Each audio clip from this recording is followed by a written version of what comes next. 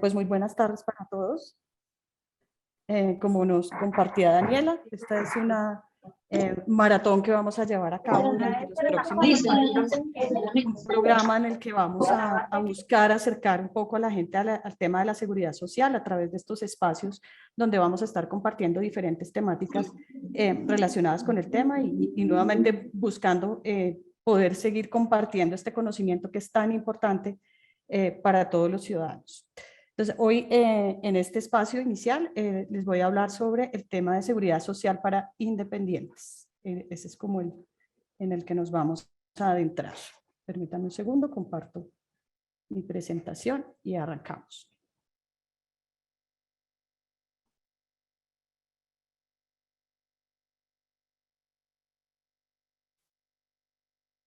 Ay, perdón un segundo.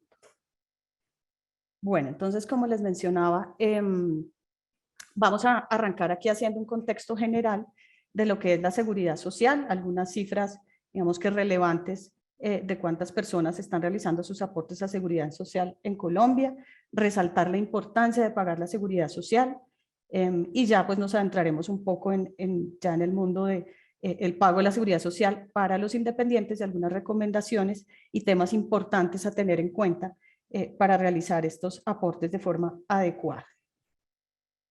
Entonces arrancamos con el tema de seguridad social. Bueno, la seguridad social pues es un sistema de protección que ofrece el Estado a los ciudadanos.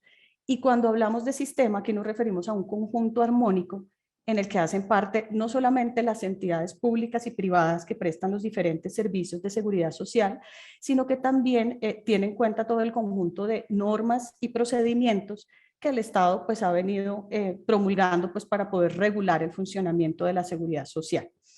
La seguridad social en sí misma es un servicio público obligatorio, que como les menciono, su coordinación general y control está a cargo del Estado. Principalmente pues tiene como objetivo cubrir a las personas en las diferentes contingencias a través de los diferentes subsistemas, como son aquí en pantalla vemos, principalmente el subsistema de pensión, el subsistema de salud, de riesgos laborales y además hacen parte también como servicios complementarios todo lo que es el subsistema de subsidio familiar y otros que presta o que están contemplados dentro de la normativa. Entonces es importante aquí tener en cuenta que si bien la seguridad social está prestada a través de entidades, como les menciono, de carácter público o de carácter privado, es un subsistema que está, es un sistema, perdón, que está regulado y controlado por el Estado. Bueno, ¿cuántas personas realizan sus aportes a seguridad social en Colombia? Aquí vemos unas cifras de referencia con corte a 31 de marzo del 2022. Tenemos en primera instancia 10.5 millones de empleados, que son pues las personas que están vinculadas a través de contratos de trabajo que tienen su carácter de dependiente de diferentes empresas. 2.5 millones de trabajadores independientes y 1.5 millones de pensionados. Aquí es importante tener en cuenta que en el capítulo de los pensionados, recordemos que a pesar de que ellos ya están en una etapa donde están recibiendo su beneficio pensional, deben hacer sus aportes al subsistema de salud a través pues, de las entidades que les pagan la pensión. Bueno, la importancia de pagar la seguridad social. Digamos que aquí es un punto muy relevante sobre el que queremos hacer mucho énfasis. Y digamos que esto tiene unos componentes bien importantes. La seguridad social, como les comentaba, pues si bien es un sistema controlado por el Estado, lo que busca primordialmente es poder cubrir como esos riesgos que se presentan en los momentos de contingencias importantes en la vida de las personas y que les pueden afectar sus ingresos. Entonces aquí cuando hablamos del subsistema de pensión, por ejemplo, cubre todas esas contingencias en ingresos que se generan en el momento, bien sea de alcanzar la edad de pensión, de la vejez, o ante los riesgos de invalidez y muerte que se pueden presentar. Entonces, la seguridad social, como les digo, se constituye en un mecanismo de protección para todos los trabajadores colombianos, sean trabajadores dependientes, trabajadores independientes, y como veíamos adicionalmente, pues para esta población pensionada que les cubre todo su servicio de salud. Entonces, la importancia radica en que el pagar los aportes en las condiciones que están previstas normativamente con la regularidad que corresponde, lo que asegura es la prestación de los derechos fundamentales a los que tienen precisamente quienes están dentro del sistema de seguridad social.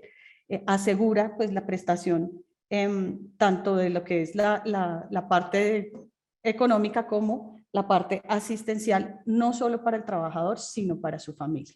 Esto es bien importante y bien relevante, porque también acá parte de la misión que tenemos nosotros como integrantes de este sistema de seguridad social desde el gremio de los operadores PILA, es poder también acercar a las personas al conocimiento de la seguridad social y que empecemos a cambiarnos ese chip de que la seguridad social o los aportes a seguridad social son un costo, son un gasto, es algo que me están descontando de mis ingresos, y empezar a verlo como esa inversión que hacemos en nuestro bienestar ante esas contingencias y esos riesgos a que hacemos referencia. Entonces, sí es súper importante que tengamos presente que estos aportes que se realizan a los diferentes subsistemas, lo que nos están garantizando es la cobertura de unos derechos, nos están garantizando la prestación de unos servicios que los percibimos además en los momentos más vulnerables de la vida, como les mencionaba, un ejemplo en la etapa de la vejez o ante una enfermedad, ante un accidente de trabajo. Es en esos momentos donde estamos más vulnerables, donde tenemos más necesidad, donde realmente vamos a ver materializados los beneficios de pagar oportunamente y, como les digo, en las condiciones previstas por la ley, la seguridad social. Entonces, súper importante que tengamos esto en cuenta y que, como les digo, nos cambiemos ese chip de que esto es un costo o un gasto, sino que más bien es una inversión en nuestro bienestar y el de nuestras familias. Bueno, ¿quiénes deben pagar seguridad social en Colombia? Ya hacíamos mención a las cifras generales de quienes pagan, y aquí vamos a entrarnos un poco como en ese mundo. Entonces, por una parte tenemos todo lo que son los trabajadores dependientes, y aquí quienes hacen los aportes son de forma conjunta las empresas y los trabajadores. Digamos que cada uno en una proporción prevista por la normativa efectúan las cotizaciones a la seguridad social. Por otra parte, hacíamos mención de los pensionados, quienes principalmente pues aportan al subsistema de salud. Sin embargo, aquí quiero detenerme un poco también para hacer mención de algo bien importante que a veces no se tiene en cuenta, y es que en el caso de los pensionados, cuando estas personas han mostrado una fidelidad de pago al subsistema de subsidio familiar, es decir, que bien sea en calidad de trabajadores dependientes cuando lo fueron, o de trabajadores independientes, si hicieron sus cotizaciones al subsistema de subsidio familiar, tienen derecho ya en su edad de pensión a seguir gozando de los beneficios de las cajas de compensación. Entonces aquí también es un tema importante a tener en cuenta, que es otro de las coberturas que les garantiza a los pensionados pues también pasar una vejez en buenas condiciones. Y por último, tenemos el grupo de los trabajadores independientes, quienes también les asiste pues la obligación de hacer los pagos de seguridad social.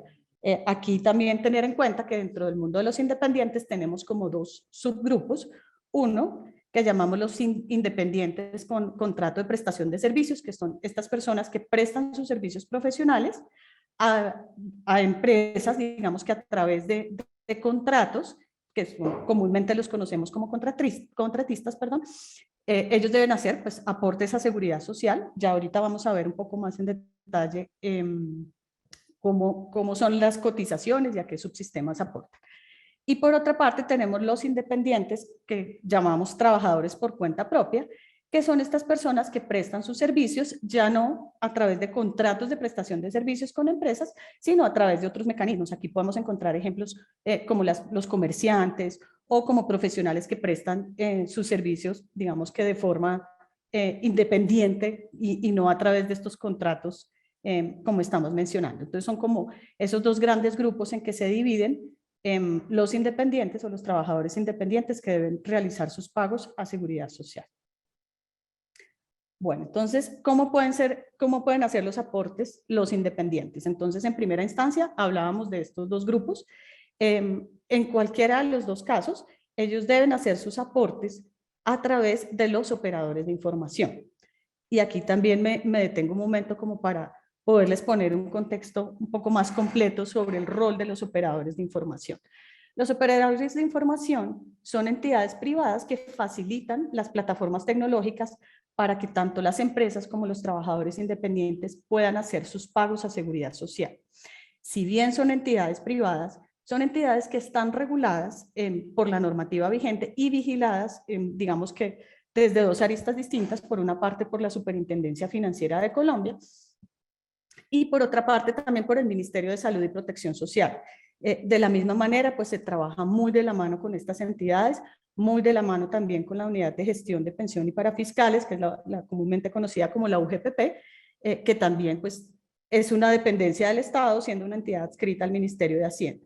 Entonces, aquí, ¿qué es importante tener en cuenta? Como les menciono, si bien son entidades privadas, están cubiertas y reguladas por la normativa colombiana. Es decir, todos sus procedimientos, todos los mecanismos que utilizan para facilitar esa liquidación y pago de la seguridad social se encuentran regulados, se encuentran vigilados.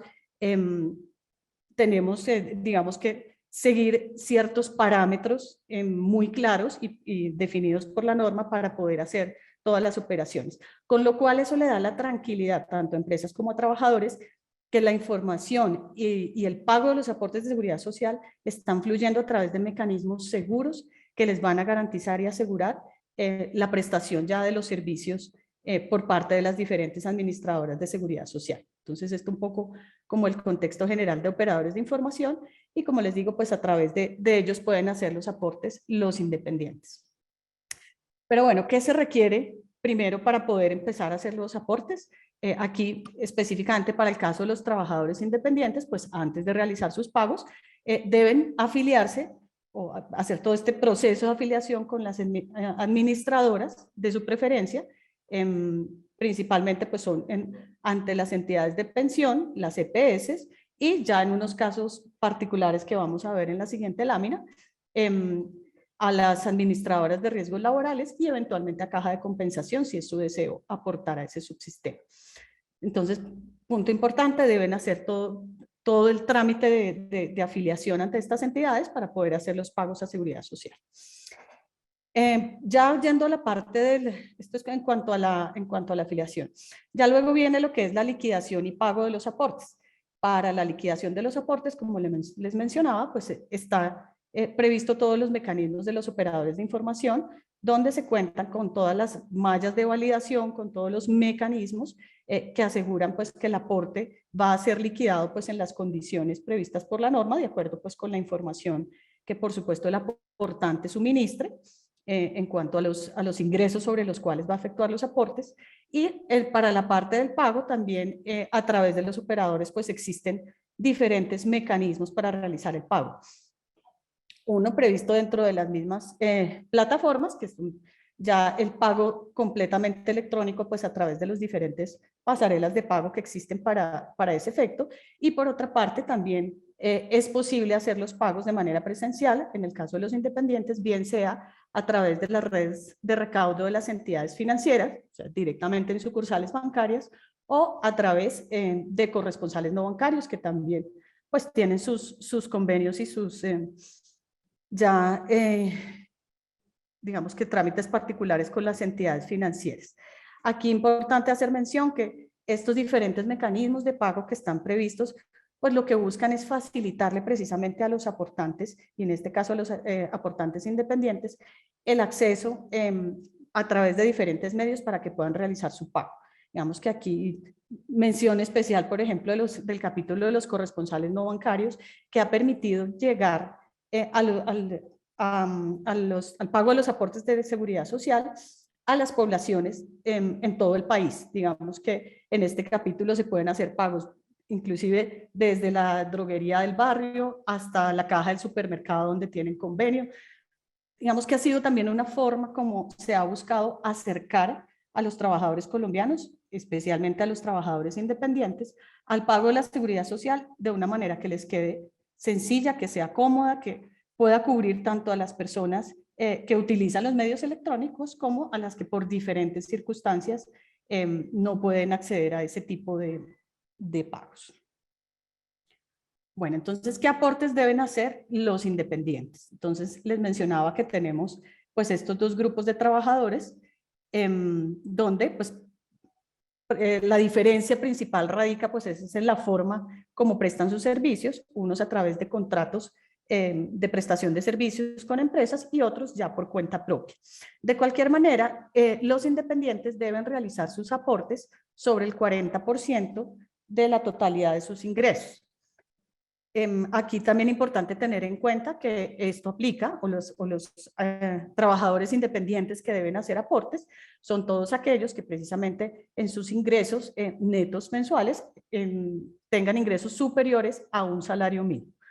Y aunque los aportes deben hacerse sobre el 40% de la totalidad de los ingresos, pues el aporte mínimo debe ser sobre un salario mínimo legal vigente. Entonces, para el caso de los trabajadores independientes con contratos de prestación de servicio, se deben hacer aportes al subsistema de salud con una tarifa del 12.5% de ese 40% de los ingresos, que es lo que se constituye como el ingreso base de cotización, aportes a pensión, el subsistema de pensión, con una tarifa del 16% de ese ingreso base de cotización, y aportes a las administradoras de riesgos laborales o a la administradora de riesgos laborales que hayan escogido, y esta dependerá la tarifa, aquí digamos que la que vemos en pantalla es la tarifa mínima, pero esa tarifa dependerá del nivel de riesgo al que se encuentre expuesto el trabajador independiente. Estos tres subsistemas pues, son de obligatorio aporte para las personas, como les menciono, que trabajan a través de contratos de prestación de servicios.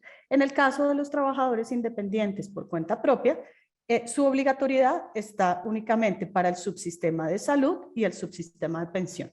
En cualquier caso, pues el trabajador independiente o el aportante independiente asume aquí pues el 100% de la cotización, es decir, el total del 12.5%, el total del 16%, a diferencia pues del esquema que existe para los trabajadores dependientes, donde, como les mencionaba, pues es el aporte de forma compartida con la empresa o con el empleado. Por último, aquí también hacemos mención a cajas de compensación familiar o subsistema de subsidio familiar. Existe la posibilidad de hacer aportes, ya aquí sí son de carácter voluntario para los independientes, con una tarifa del 2% sobre su ingreso base de cotización. Bueno, entonces aquí entramos también en un capítulo bien importante o en un tema bien importante, y es la importancia de hacer el pago de las cotizaciones a través de los operadores de información.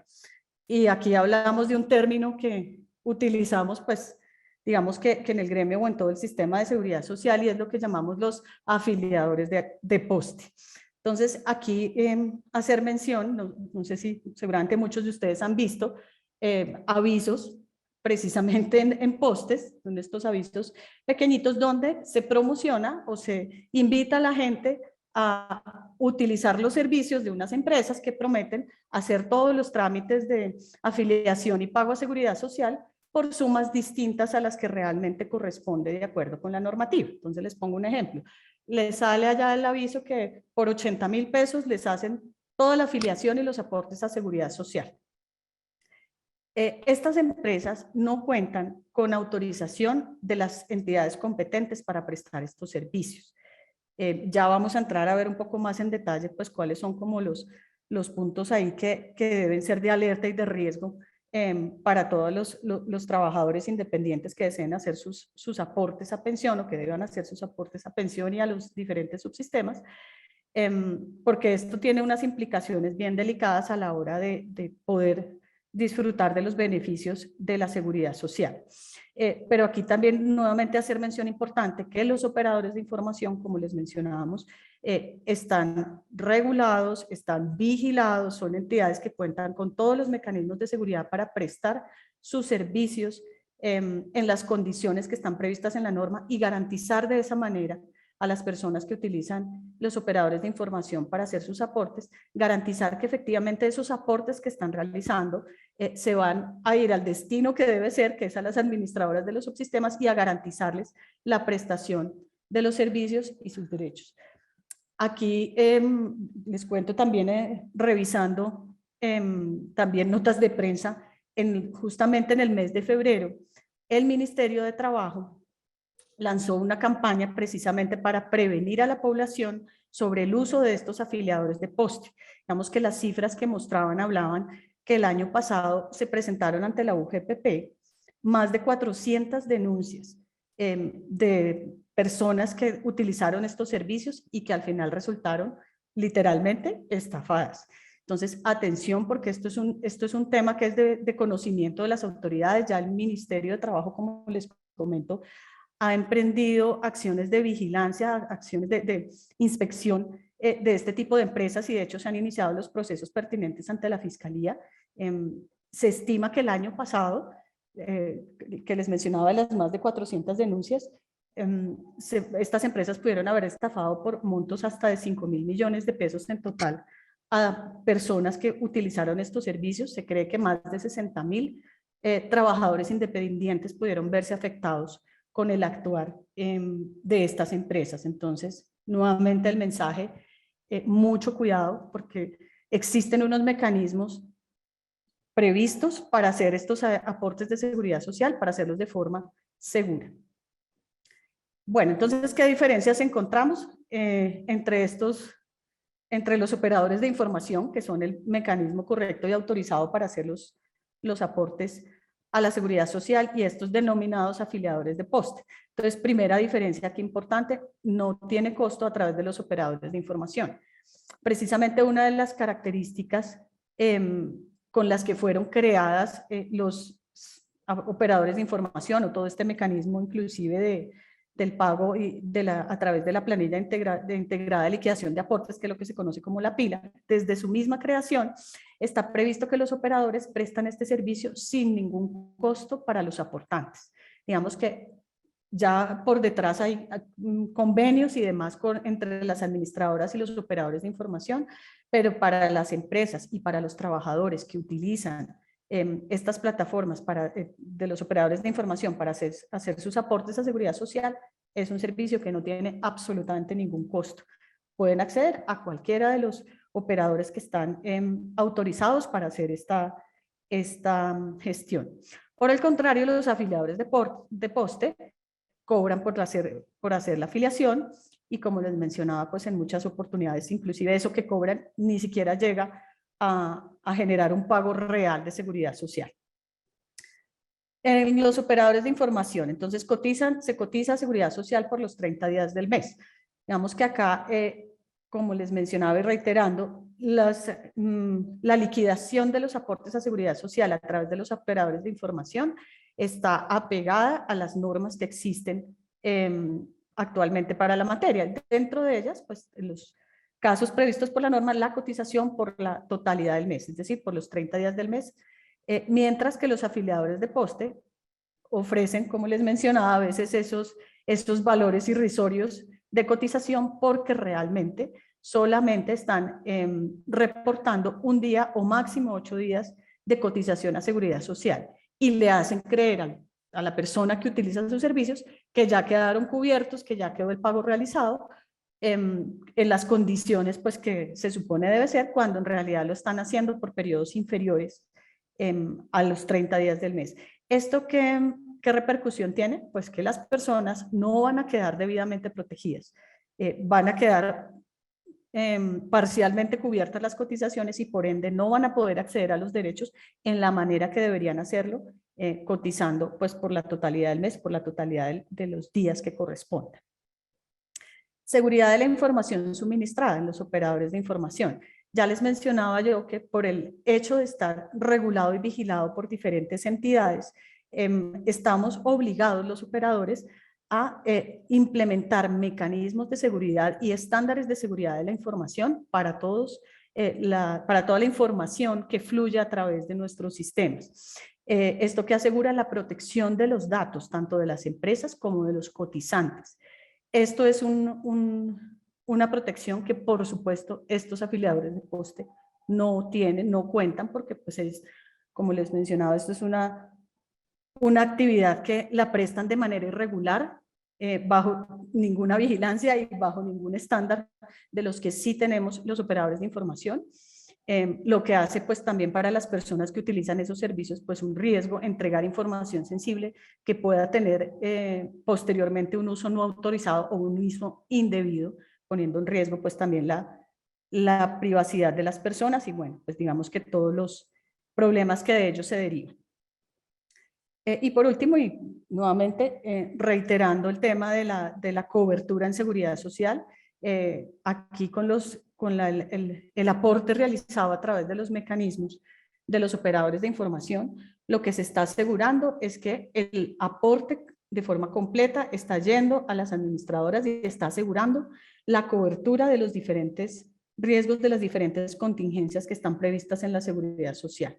En estos afiliadores de poste no hay ninguna certeza de que se esté de verdad entregando esa información y ese dinero que las personas aportan por allí, que se esté entregando a las administradoras y por ende no se asegura ninguna cobertura, puede quedar desprotegido en cualquier momento y como les digo, pues realmente es un riesgo muy grande para los trabajadores que seguramente con mucho esfuerzo destinan parte de sus ingresos para asegurarse esta prestación de servicios en seguridad social, pues digamos que están poniendo de verdad en riesgo esos aportes que están realizando cuando no se efectúan a través de los mecanismos autorizados que son los operadores de información. Entonces ya para finalizar, pues de pronto como recapitular sobre 3 puntos súper importantes. Hablábamos en primera instancia del sistema de seguridad social, que es un sistema que está regulado por el Estado, que lo prestan entidades privadas y públicas y que además es un conjunto de normas y procedimientos que regulan pues todo su funcionamiento. Segundo tema, la obligatoriedad de efectuar aportes a seguridad social y la importancia que ello representa en temas de cobertura de las diferentes contingencias y de podernos proteger en esos momentos más vulnerables de la vida, asegurando no solo protección para el trabajador, sino para su familia. Y tercero, la importancia de realizar esos aportes a través de los mecanismos autorizados, de los mecanismos vigilados, que realmente garanticen que ese dinero va a terminar en donde debe ser, que es en las administradoras de los diferentes subsistemas y que es utilizado para la prestación de los servicios de seguridad social para las personas.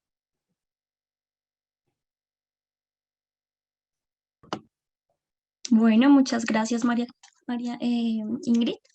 Tengo una preguntita por aquí y es de María Cristina Riascos. Ella nos Sí, pregunta, señora. ¿el trabajador por cuenta propia puede cotizar de acuerdo a la resolución 209 de la UGPP para verse beneficiado para el pago de sus aportes de acuerdo al porcentaje de presunción de costos y gastos? ¿Me puedes aclarar este punto? Bueno, el tema de la presunción de costos y gastos realmente lo que ayuda es a definir cuál debe ser el ingreso base de cotización. Sí, porque para los trabajadores por cuenta propia, bajo el entendido que deben incurrir en algunos, bueno, gastos y costos precisamente para poder prestar sus servicios, tienen la posibilidad de utilizar esa presunción de costos para determinar pues, el valor sobre el cual deben efectuar sus cotizaciones. Entonces, sí lo pueden hacer, digamos que está previsto en esa normativa, pues como la forma de hacer esa estimación si es que no tienen digamos que otra manera de hacerlo, que es esa presunción de costos. Sí, muy importante tener en cuenta que de cualquier manera, pues el aporte mínimo debe realizarse sobre un salario mínimo. Listo, acá tengo otra preguntita de Jessica y ella nos dice que es una consulta. Nosotros contratamos independientes. Existen varios que dicen por ser mayores de 60 años no deben aportar a pensión. ¿Es totalmente cierto o ellos deben seguir aportando por una pensión de invalidez? Bueno, digamos que la normativa sí contempla algo que se llaman los subtipos de cotizantes. Existe un subtipo de cotizante que, si mal no recuerdo, es el subtipo de cotizante 4, que corresponde a las personas que ya cumplieron requisitos para acceder a una pensión de vejez. En ese caso, efectivamente, a través de ese subtipo de cotizante no es necesario cotizar a pensión. Pero y aquí cuando hablamos de requisitos para acceder a pensión, pues es importante tener en cuenta que ya que hace referencia al tema de los 60 años, pues que en Colombia la edad para pensionarse en el caso de las mujeres son 57 años, en el caso de los hombres los 62 años. Otro subtipo de cotizante para el cual no se hace aporte a pensión corresponde a quienes ya estén recibiendo una mesada pensional o hayan recibido una indemnización sustitutiva o devolución de saldos en el caso de los fondos privados. En este caso, para las personas que ya estén percibiendo pues este beneficio pensional o ya hayan recibido un beneficio pensional, existe una validación que nos pide hacer el Ministerio de Salud y Protección Social. Entonces se puede utilizar ese tipo de cotizante cuando ya tienen el beneficio pensional, pero deben figurar en esas bases de datos que nos suministra el Ministerio para, digamos, que chequear que efectivamente correspondan a esa población que ya tiene un beneficio pensional y de esa manera no hacer aportes a pensión. Digamos que sí es posible, pero pues es importante revisar ya específicamente el cumplimiento de los requisitos para utilizar uno u otro subtipo de cotizante. Listo, entonces aquí tengo otra pregunta que yo creo que a muchos también les ha pasado y lo dice Alejandra Sarmiento y dice, si la planilla queda apagada con un número de documento errado, ¿cómo puedo corregirlo? Bueno, ahí sí, digamos que ese es un tema que se debe gestionar ya directamente con las administradoras y un poco por qué razón. A través de los operadores de información, cuando se hace toda la liquidación de la planilla y una vez digamos que se surten pues cada uno de los pagos y se surte el pago, nosotros lo que hacemos es hacer la dispersión de la información a las diferentes administradoras. Entonces, en el caso digamos que el caso básico del trabajador independiente por cuenta propia que les comentaba que aporta a salud y a pensión, se entrega la información tanto a la administradora de pensión como a la administradora de salud. Y ya ellos se encargan de hacer, digamos que ya la conciliación y activar los servicios que correspondan en cada una de ellas.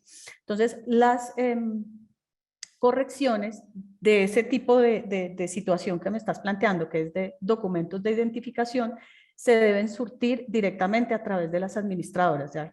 Cada una pues tiene sus procedimientos y sus tiempos previstos para poder efectuar ese tipo de correcciones. Nosotros digamos que los operadores no tenemos los mecanismos previstos, digamos que dentro de lo que es la normativa para hacer ese tipo de correcciones. Las correcciones que se pueden hacer a través de la plataforma ya corresponde más a correcciones de tipo del IBC, de la cotización, de los aportes que realizaron, pero ya correcciones de tipo de identificación son directamente con cada administrador. Bueno, yo creo que ya nuestro tiempo se acabó. Entonces, muchas gracias, Ingrid, por tu información tan valiosa y también, pues, digamos, por dar, digamos, toda la pauta del pago correcto de seguridad social. Y pues bueno, tal cual como tú lo acabas de mencionar antes, es muy importante esta información, que todas las personas la tengan en cuenta para poder realizarla en un debido proceso y con los operadores pila que son correspondientes, pues, donde lo pueden hacer. También leí algunas preguntas que en donde ellos pueden realizar sus operadores pila. Entonces, lo pueden hacer por medio de aportes en línea, lo pueden hacer por Arus, por Mi Planilla, por Simple, por Soy y por Azopagos.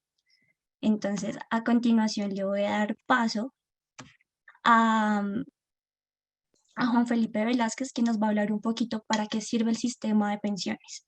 Entonces, adelante Juan Felipe, bienvenido. Muchas gracias. Un saludo a todas las personas que están participando de este espacio. Les agradecería si me confirman si me escuchan bien, por favor. Perfecto. Muy bien, vamos a hablar un rato sobre pensiones, como para que entendamos en qué consiste uno de los subsistemas a los cuales se realizan aportes a través de la planilla integrada de liquidación de aportes. ¿Sí? Básicamente, el sistema de pensiones en el país tiene por objeto garantizarle una vejez digna y armoniosa a la población, a la población cubierta por el sistema de pensiones. Y digamos que a partir de la definición del modelo pensional actual, se ha ampliado enormemente la base de cobertura en los sistemas pensionales del país. En la actualidad, perdón que esto no me está pasando,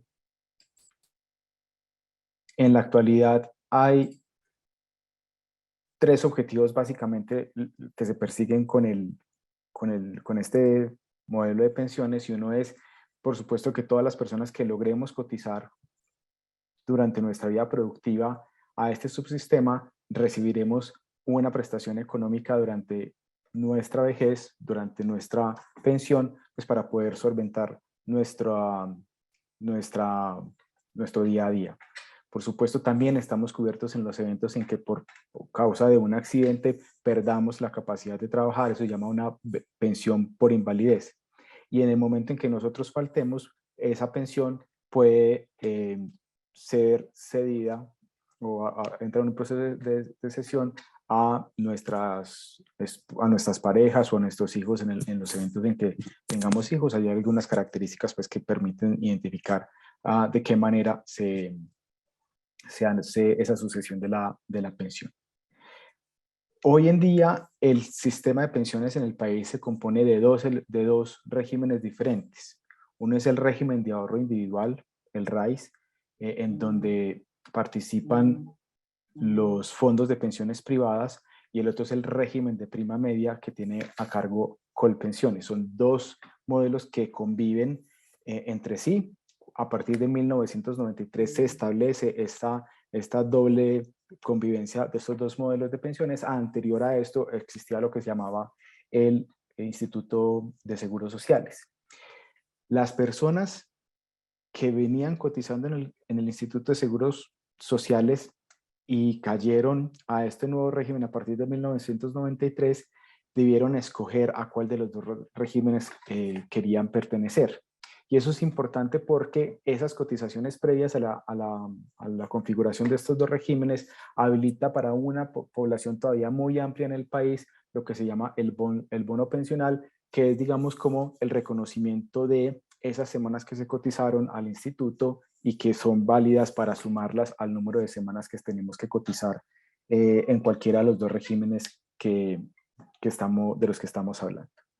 ¿Cuáles son las características de uno u otro? Y es que en el fondo, en el régimen de ahorro individual, cada afiliado tiene una cuenta de ahorros personal y el 100% de los aportes a pensión que entran a esa cuenta es del pensionado.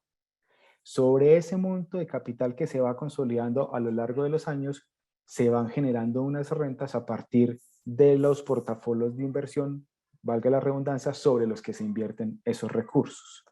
Y los fondos de pensiones suelen ofrecerle a sus afiliados varias alternativas dependiendo del apetito de riesgo que tiene el afiliado y también dependiendo, por supuesto, del momento de vida de las personas. El fondo le debe estar sugiriendo a uno que entre más lejano se encuentre su edad de pensión, más propenso, más abierto a tener portafolios de inversión de alto riesgo, pues porque tendrá mayor tiempo de recuperar o de aprovechar los altos y los bajos, digámoslo así, de las inversiones que se logren. Por supuesto, esos fondos de pensiones deben garantizar una rentabilidad mínima para no afectar los volúmenes capitalizados de cada afiliado en el largo plazo. Entonces uno puede elegir entre tener unos portafolios de inversiones de alto riesgo, de riesgo moderado o de riesgo bajo en la medida que se va acercando su edad de pensión. Lo natural o lo normal es que una persona que empieza en sus 20s a cotizar pues tenga un apetito de riesgo más alto. Cuando llega a sus 40s, la segunda juventud, pues entonces empieza a ser un poquito más cauto, pues porque ya se está preparando para ese futuro momento en donde ya no esté trabajando, y faltándole 10 años, supongamos, para pensionarse a partir de los 50 años, uno empieza a elegir un fondo de pensiones, perdón, un portafolio de inversiones más cauteloso, pues porque hay que proteger lo ya logrado a partir de allí. Una cifra particular, más o menos el 70% del total de los recursos disponibles en los fondos de ahorros privados corresponden a la renta que ha generado los capitales ahorrados por los afiliados en ese régimen. En este régimen se requiere por lo menos haber cotizado 1.150 semanas para poder acceder mínimo a una garantía mínima de pensión. ¿Qué quiere decir eso? Yo debo cotizar por lo menos 1.150 semanas para que a mi edad de pensión, 57 años para el caso de las mujeres o 62 para los hombres, pueda recibir por lo menos un salario mínimo de ese momento en adelante para poder sostenerme. Pero no existe en el régimen de ahorro individual una edad mínima para pensionarme, ni un número de semanas mínimas para pensionarme en realidad. Lo que necesito garantizar es que al momento de solicitar mi pensión, mi retiro, yo pueda, con los cómputos, garantizar por lo menos un 110% del salario mínimo de la fecha. ¿Qué pasa si no alcanzo a cotizar esas 1.150 semanas o ese capital mínimo? Tengo derecho a que el fondo de pensiones me haga una devolución de los saldos ahorrados, incluyendo las rentas logradas, la rentabilidad, la rentabilidad lograda por esos dineros mientras estuvieron invertidos en el fondo de pensión obligatoria. Y se accede a la pensión a través de tres mecanismos. ¿Sí? Uno se llama la renta vitalicia inmediata. Cuando yo logro consolidar esos recursos para pensionarme, le digo al fondo de pensiones que quiero acceder a este modelo, se contrata una aseguradora y con la aseguradora acordamos cuál es el valor de la mesada que me va a ir entregando. Y ese cálculo, ese cálculo del valor de la mesada que se va a hacer depende en buena medida de unos cálculos que están asociados a la expectativa de vida que tiene cada persona. Entonces, el ahorro que logro consolidar durante todos mis años de trabajador, pues me van a servir como una bolsa de donde voy sacando recursos durante el resto de mi vida, dependiendo de ese cálculo. Aquí hay un tema importante. Ese valor de la mesada pensional en este régimen se va ajustando por IPC con cada año. Entonces, supongamos que para este año fue el 5,61. Los pensionados bajo el régimen de ahorro individual este año tuvieron un aumento del 5,1 en el valor de su mesada pensional. ¿Sí? El segundo modelo es cuando es un retiro programado. Ese retiro programado se hace desde el fondo de pensiones. Ahí también existe un modelo actuarial con el cual se define el valor de la mesada pensional y se va reajustando ese valor en función de esos cálculos actuariales, lo que quiere decir que pueden subir o bajar, pero no ajustarse con el valor del IPC. Y el tercer modelo es un retiro programado con renta vitalicia en donde conviven los dos modelos. Yo le digo al fondo de pensiones, administreme usted los desembolsos de mesada pensional durante un tiempo, lo acuerdo con el fondo de pensiones y luego cedemos esos recursos, se los transferimos a la aseguradora para que empiecen a hacerme los pagos con los ajustes de IPC con el paso del tiempo.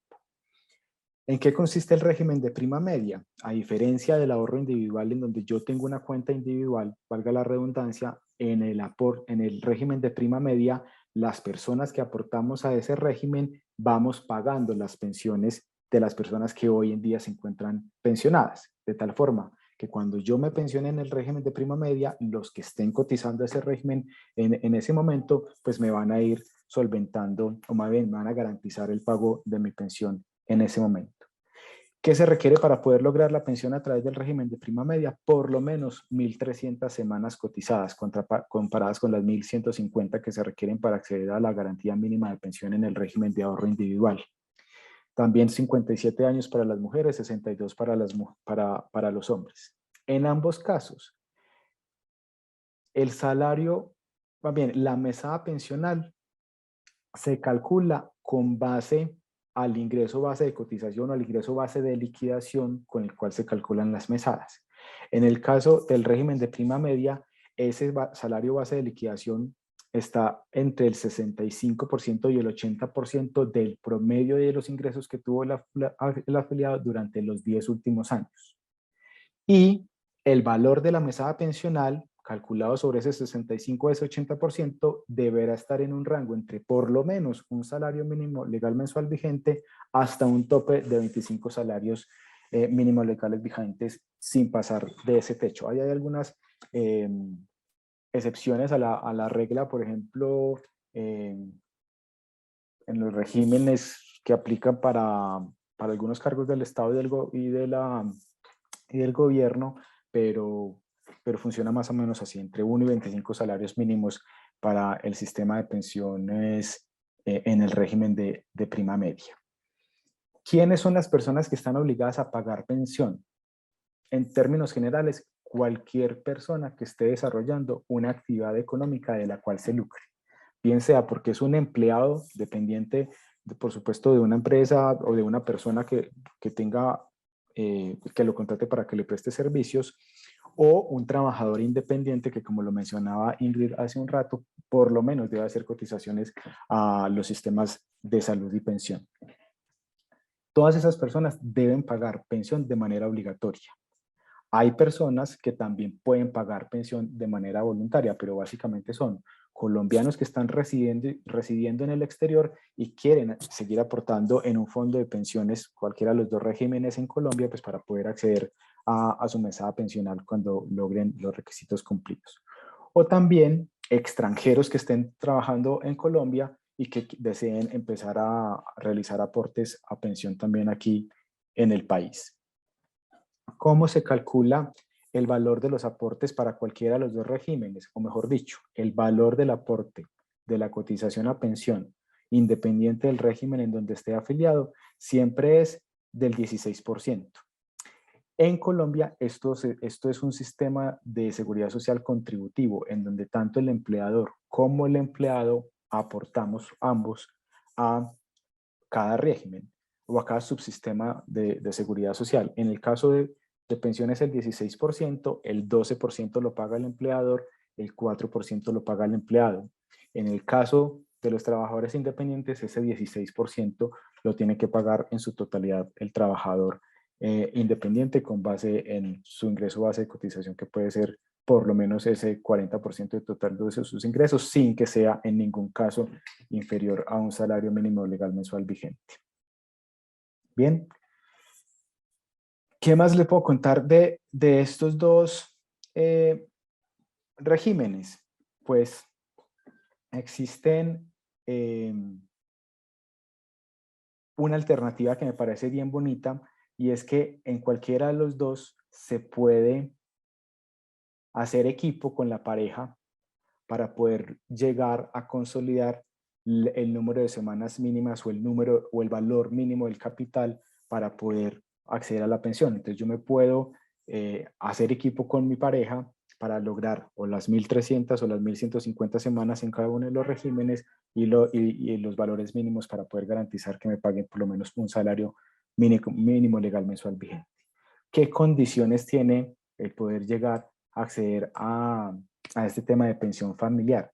Que por lo menos esa unidad, esa familia, lleve viviendo junta como esposos o como compañeros permanentes por lo menos 5 años. Lo que implica que también deben haber llegado a adquirir el derecho de la indemnización constitutiva de pensión.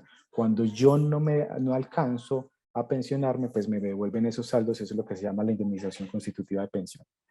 ¿Qué más necesito?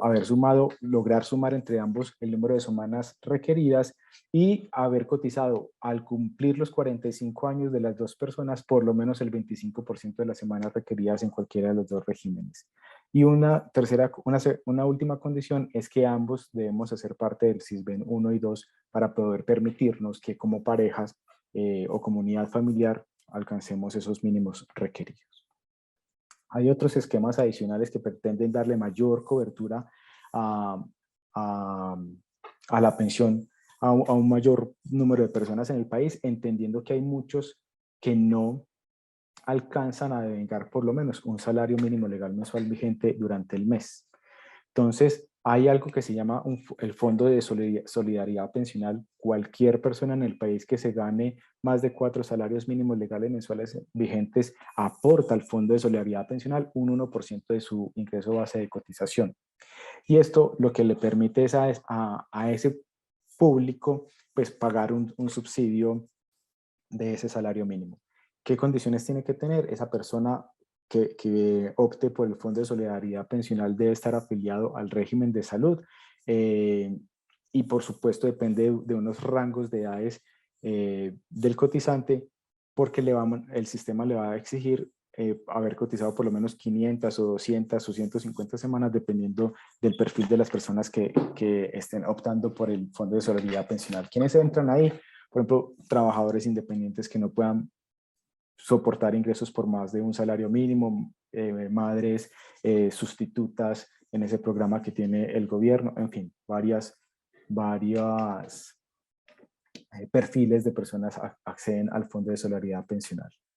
Hay otro modelo de ahorro que se llaman los BEPS, Beneficios Económicos Periódicos, en donde cualquier persona en el país que esté, que esté afiliado a los SISBENES del niveles 1, 2 y 3 y que tengan ingresos por debajo de un salario mínimo legal mensual vigente en el mes, pero tengan alguna capacidad de ahorro, esas personas pueden acercarse a Colpensiones y hacer ahorros voluntarios.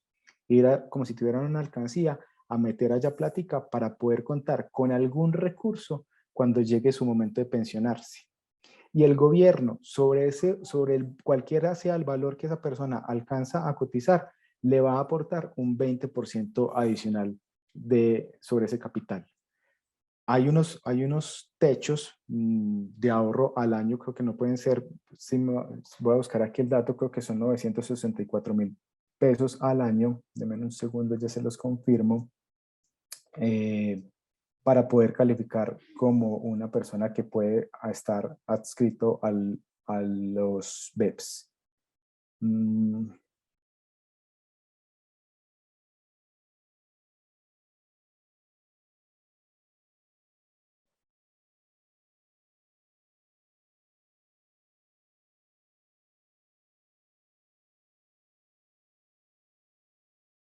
Sí, 940.000 pesos máximo al año puede ahorrar esa persona y sobre eso el gobierno les va a dar un 20% adicional. Y hay otro ejercicio que se llama Colombia Mayor, en donde las entidades territoriales, los municipios, han censado cuál es su población mayor en su territorio y postulan esa población al recibo de unos valores, unos subsidios que les gira el gobierno mensualmente. Esos subsidios están entre los 45.000 y los 70.000 pesos mensuales, pero dependen, esos valores es del número de personas que el territorio pidió subsidiar. Entonces hay territorios que prefieren ampliar la cobertura del beneficio y por eso hay que distribuir en función del presupuesto que les asignen esa plata en un mayor volumen de gente y por eso puede bajar el valor del subsidio que se les entrega a las personas. Pero en términos generales, lo que busca es a darle un apoyo, alguna ayuda a esas personas que en su adultez pues no tienen ninguna cobertura económica y con esto se trata de darles algún tipo pues, de sustento económico.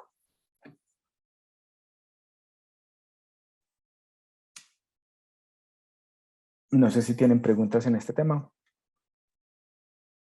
Bueno, Juan Felipe, la verdad sí tenemos varias preguntas. Tratemos de responderlas. Listo, entonces me gustaría darle paso a Lina María Montes, que tiene la manita abierta, la manita arriba. Entonces voy a abrir su micrófono para que nos pueda realizar su pregunta.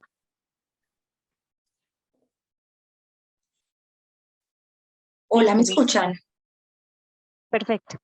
Ah, bueno, perfecto, gracias. Y sí, mi pregunta es la siguiente. En la diapositiva anterior, pues, mostraban que el porcentaje para pensión en el régimen de prima media, en Colpensiones, el porcentaje está entre 65 y 80%. Yo entiendo que para cuando se cotizan más de 1.300 semanas, pues se incrementa, inclusive pues se va incrementando ese porcentaje 1.5 adicional por cada 50 semanas. Porque en el fondo privado no se habla de este porcentaje. Si yo cumplo o llego a la edad y no tengo el 110% del salario mínimo actual en el capital, ¿con qué porcentaje entonces me pensiono? Tengo esa inquietud con respecto como a esos porcentajes. No, mira, en el régimen de ahorro individual no se jubila uno o el valor de la mesada pensional no es un porcentaje del promedio de los últimos años cotizados. Es un valor que se calcula en función de la expectativa de vida de la persona y el valor del capital que logró ahorrar. De nuevo, en el régimen de ahorro individual no es un promedio de la cotización del salario de los últimos 10 años. Lo que sí se presenta en el régimen de prima media, en donde el valor del ingreso base de liquidación está entre el 60 y el 80% de esos últimos 10 años y el valor de la mesada pensional estará entre 1 y 25 salarios mínimos legales mensuales vigentes. ¿Qué pasa? Perfecto. En la Ajá. medida en que tú vas aumentando el volumen de semanas cotizadas, va aumentando en un 2% el valor de la mesada pensional, partiendo del 60 hasta llegar al 80 posiblemente. Sí, pero depende de esos mayores números de semanas cotizadas en el. Sí, perfecto. ¿Listo? Cambio de pronto la pregunta y me genera, pues, me sigue generando como inquietud en el fondo privado por lo siguiente. Una persona puede estar llevando, a llevar 25, 30 años de cotizados, de cotización, pues, y en el capital tener 60, 70 millones de pesos, un más o menos.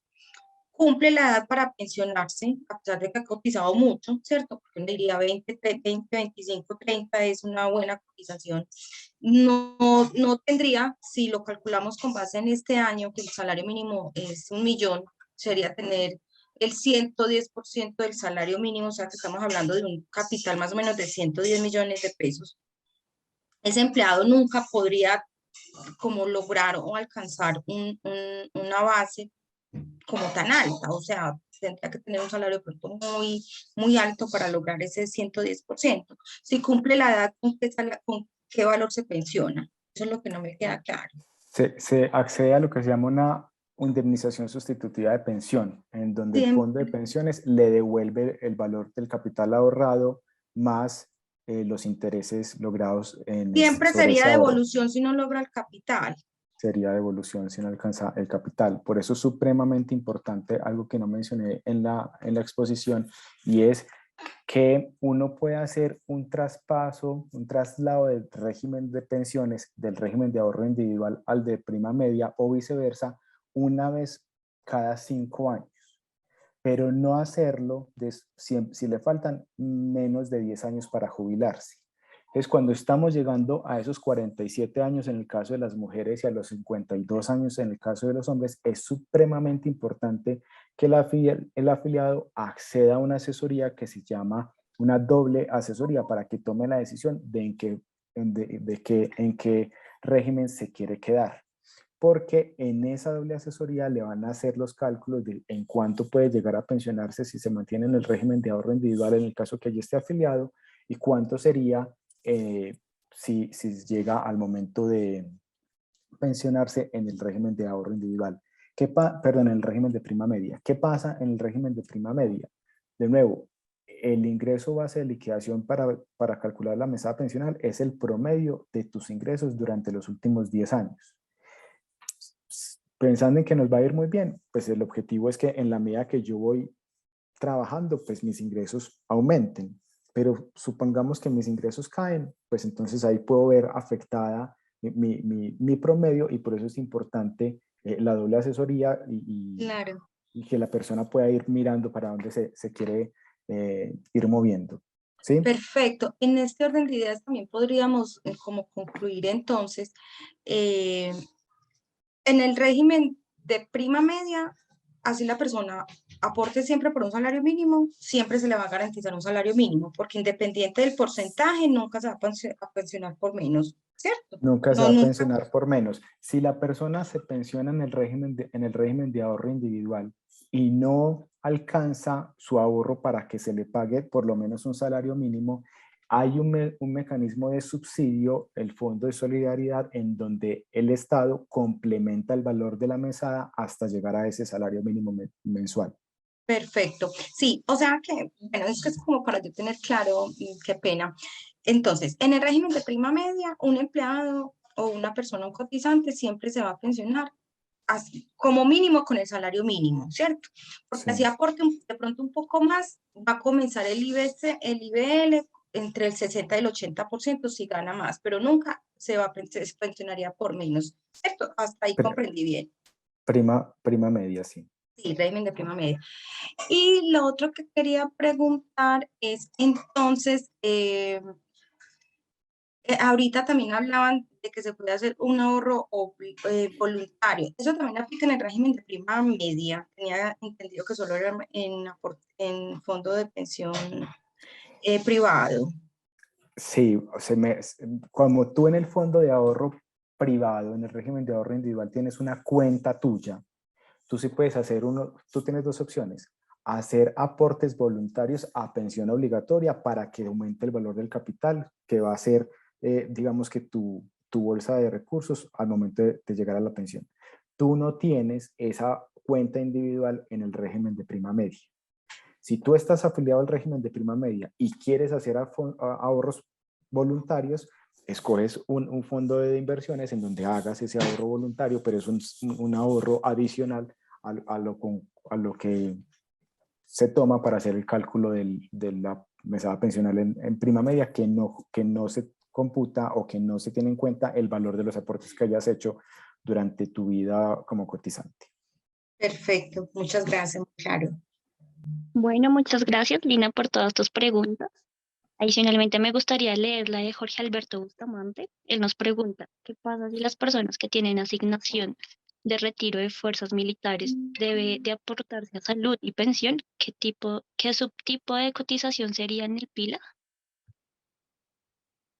Voy a tratar de contestar un pedazo de la respuesta porque el otro no lo tengo aquí presente, y es que hay regímenes especiales o regímenes, sí, especiales de pensión en donde por estar expuestos a mayores niveles de riesgo, los montos mínimos o los números de semanas mínimas para cotizarse son menores.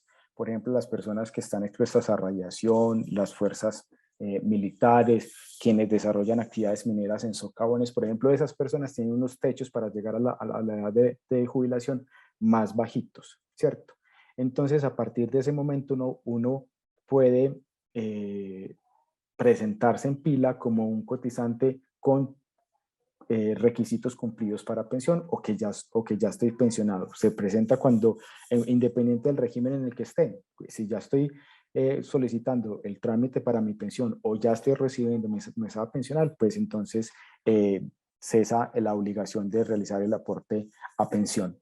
Que hay que tener en cuenta aquí, no existe o no puede existir una doble afiliación a fondos de pensiones. Yo no puedo estar afiliado a Colpensiones y a cualquiera de los fondos privados al mismo tiempo. Tengo que estar en uno, y el 100% de los aportes a pensión que haga o se van para el ahorro individual o se van para prima media, pero no en ambos casos, ¿cierto? No sé por ahí si alguien en el chat me ayuda y le confirma al participante cuál es el tipo de cotizante que se utiliza para reportar esos requisitos cumplidos de pensión y por ende no pagar pensión en su cotización. Perfecto. Me gustaría darle la palabra a Diego Pinzón. Tipo de cotizante 4. Ah, Gracias, Henry y Luis Alfonso. muchas gracias. Sí, veo que Diego Pinzón nos está realizando preguntas internamente, Sí, pero me acá gustaría estoy. darle la palabra. Entonces, adelante. Buenas tardes. Buenas tardes. Hágame por favor una pregunta.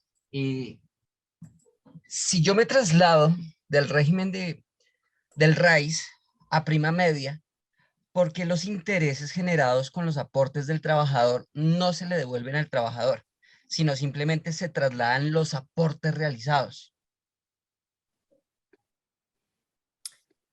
Esa es una buena pregunta, pero no siendo experto, prefiero que se lo hagas a tu asesor en el fondo de pensiones. El caso está en que sí, se traslada el 100% de los recursos que tienes en tu cuenta individual del régimen de ahorro individual al de prima media. Por eso la doble asesoría es tan importante para poder tomar la decisión de en estos 10 años a cuál fondo de pensiones quiero cotizar.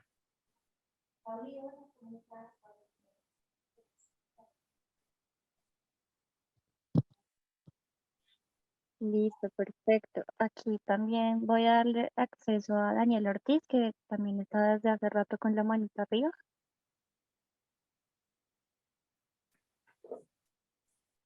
Listo, Daniela, creo que ya Daniela. puedes.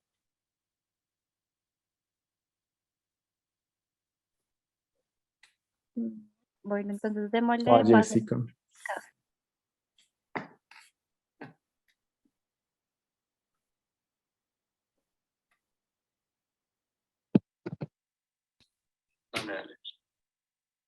Buenas tardes. Bueno, la pregunta es, lo que pasa es que tengo unos trabajadores que aportan como independiente. De acuerdo a la seguridad social que ellos envían, nosotros asimismo le pagamos sus honorarios. Ellos están por contrato por prestación de servicios.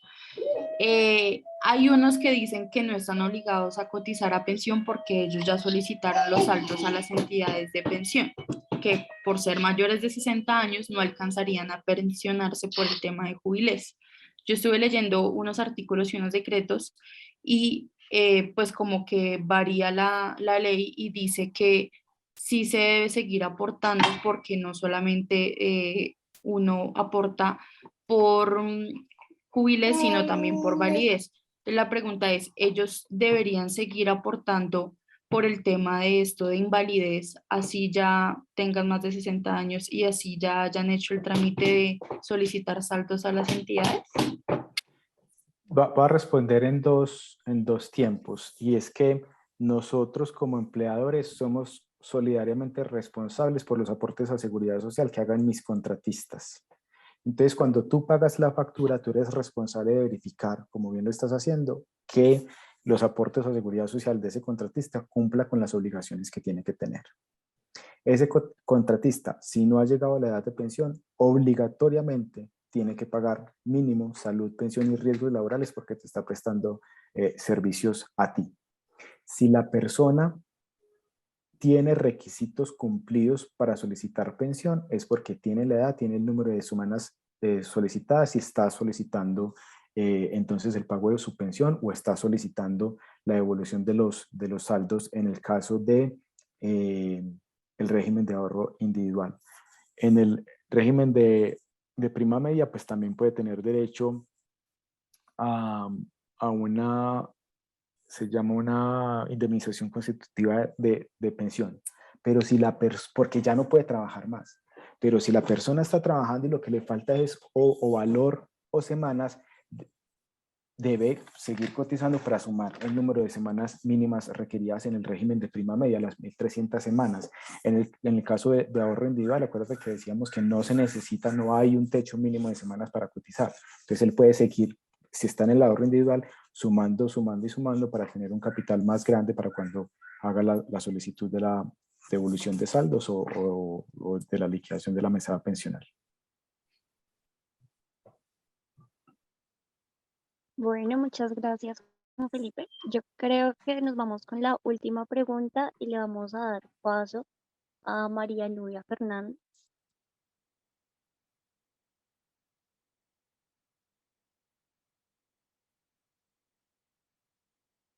María Nubia. Voy. ¿Me escuchan? Perfecto. Bueno, gracias. Muy buenas tardes y gracias por esta oportunidad. Quería preguntar puntualmente si ustedes saben cuál es el valor que se le descuenta a las personas que están en régimen de ahorro individual, o sea, cualquier fondo, se le descuenta por los aportes que tienen en su cuenta individual. Conozco de que hay un valor que se le descuenta por cada fondo cuando usted va a recibir, cuando usted solicita la devolución de los aportes porque no completa ni la semana ni la edad. Entonces, ¿ustedes me podrían confirmar a qué equivaldría ese valor?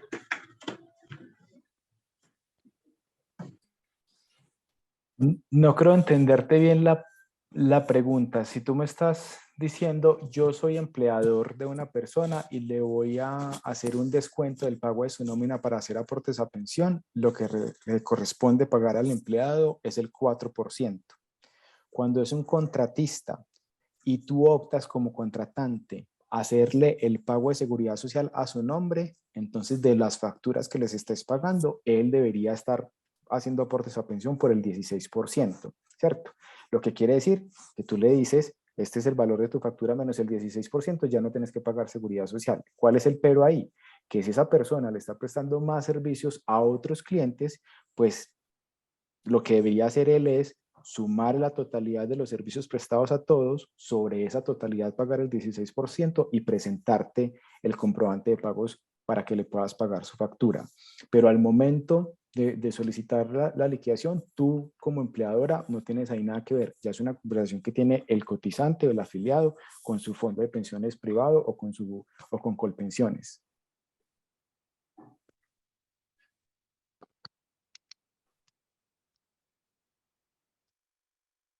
Listo, bueno, entonces yo creo que doy por finalizada nuestra maratón del día de hoy. Agradecemos a todos los participantes que asistieron y también a la puntualidad y disposición que pudieron obtener en este espacio. Les quiero recordar que para ustedes poder recibir el certificado de esta maratón, deben asistir a los 3 días. La fecha de hoy, la de mañana y la del jueves 28. Ya con la asistencia de los 3 días pueden recibir su certificado y pues ya digamos al ingresar ustedes aquí a la maratón, automáticamente se genera el registro donde nosotros ya podemos ver quiénes están participando y a quién les podemos dar el registro. También recuerden seguirnos en redes sociales como @operadoreспila.